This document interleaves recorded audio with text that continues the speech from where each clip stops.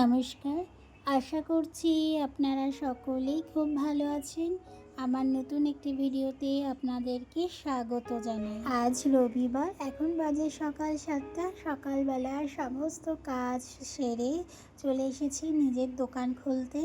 এখন তো আগের দিনে নিত্যদিনের কাজের সাথে নতুন আরও একটি আমার ডিউটি, আরও একটি কাজ যুক্ত হয়েছে। সেটি হচ্ছে, আপনারা তো জানেনই আমার নতুন দোকান হয়েছে। এই যে সমস্ত জায়গা পরিষ্কার করে নিয়েছি, নেওয়ার পরে আবার আপনাদেরকে দোকানটাকে দেখাচ্ছি। কারণ সকালবেলায় তো এখানকার মানুষেরা সকালে জিনিসপত্রগুলো নিতে আসে, সেই কারণে সকাল সকালই দোকানটা খুলতে হয়। খুলেছি আরও আগে, তার মধ্যেই কাজ বাজ সেরে চলে এসেছি দোকানে। এখনও নিহারিকা ঘুমোচ্ছে, ও কিছুটা সময় এখনও ঘুমাবে।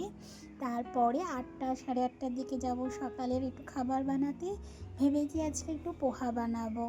নিহারিকা না এই পোহা পাস্তা খুবই পছন্দের। আর দূরে দেখছেন গাছপালাভাবে কীভাবে নড়ছে ধীরে ধীরে পাতাগুলো। আজকের আকাশটা একটু থমথমে, সেরকম রোদ নেই জানেন।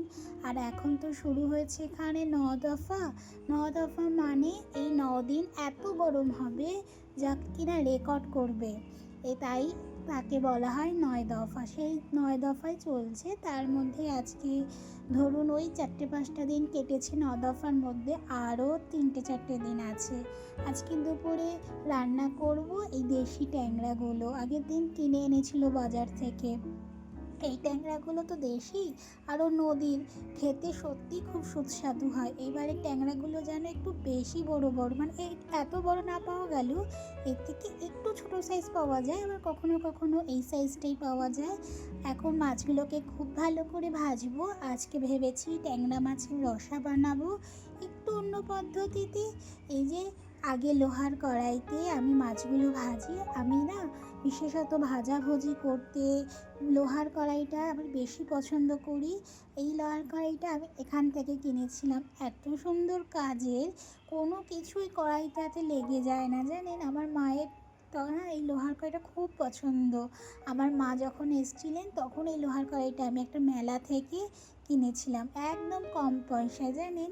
এরপরে রান্নাটা করব নর্মাল কড়াইতে। প্রথমে তেল দিয়েছি, তাতে কালো জিরে দিয়েছি, তাতে একটুখানি আদা কুচি দিয়েছি।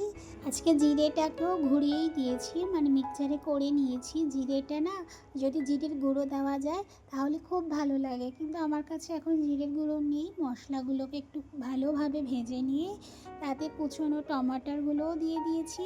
দেওয়ার পরে ধীরে তাতে আস্তে আস্তে লবণ, হলুদ, একটু ধনে গুঁড়ো, ওই যে ডেলি দিনের একদম গুঁড়ো মশলাগুলো দিয়ে খুব ভালোভাবে রসিয়ে কষিয়ে তারপরে জল দিতে হবে।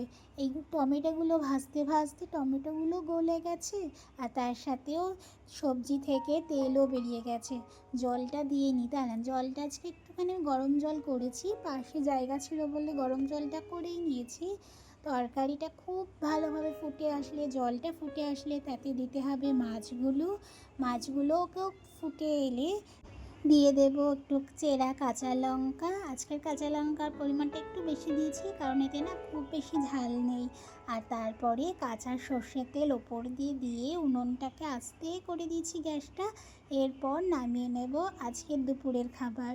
অনেক দিন হয়েছে গরমে ডাল ভাত টক ডাল খেয়েছি, তাই আজকে একটু অন্যরকম খাবারটা বানিয়েছি। তার মধ্যে হালকা করেই বানিয়েছি, খুব রসিয়ে কষিয়ে বা খুব বেশি মশলা দিয়ে তো বানাইনি, আপনারা তো দেখলেনই।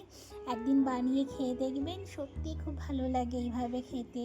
আর কালকে যেহেতু বাজার থেকে এসছে জানেন, সবজি কোনো কিছুই আমি ঠিকঠাক জায়গায় রাখিনি একদম গুছিয়ে। এত যে গরম, ঘরের মধ্যেও সবজিগুলো রাখলেও শুকিয়ে যায়, তাই তাড়াতাড়ি করে এখন বার করছি ফ্রিজে সমস্ত জিনিসগুলো গুছিয়ে রেখে দেওয়ার জন্য। আরও ছিল ডাল পাস্তা, সব কিছুই জায়গায় রাখতে হবে। মুদিখানার দোকানের জিনিসপত্র যেগুলো বাজার থেকে কাল এসছে। চলুন, আরেও এই যে লঙ্কা এনেছে, এই লঙ্কাগুলো কিন্তু আচারের জন্য এনেছে। এখন তো এখানে খুব আচার তৈরি করা হয়। আর এই রসুনগুলোও এনেছে আচারের জন্য। এই রসুনগুলো আচারে দিলে না খুব ভালো লাগে। আর এবার বিকেলবেলার দিকে দেখলাম, দুপুরবেলা একটু নিহারিকাকে নিয়ে শুয়ে পড়েছিলাম, বিকেলের দিকে দেখলাম ঝমঝমিয়ে বৃষ্টি এলো। এটা একটা কিন্তু অন্যরকম জিনিস, গরমকালে এখানে কিন্তু বৃষ্টির দেখাই পাওয়া যায় না, বরং হাওয়াটাকে দেখা যায় কিন্তু বৃষ্টির দেখা পাওয়া যায় না। আজকে দেখলাম খুব বৃষ্টি হচ্ছে, ঘরের সামনে জল জমে গেছে, দেখে মনটা এত ভালো লাগলো। আশেপাশের ওয়েদার একদম যেন ঠান্ডা হয়ে গেছে। চলুন এখন ভেতরে যাই, নিহারিকাকে সন্ধ্যার কিছু স্ন্যাক্স বানিয়ে দিই। তাহলে আজকের ভিডিওটি এখানেই শেষ করছি। আবার দেখা হবে খুব শিগগিরই পরের একটি ভিডিওতে। ততক্ষণ সকলে ভালো থাকবেন, সুস্থ থাকবেন, সাবধানে থাকবেন। আমার ভিডিওটি ভালো লাগলে একটি লাইকও করে দিতে পারেন।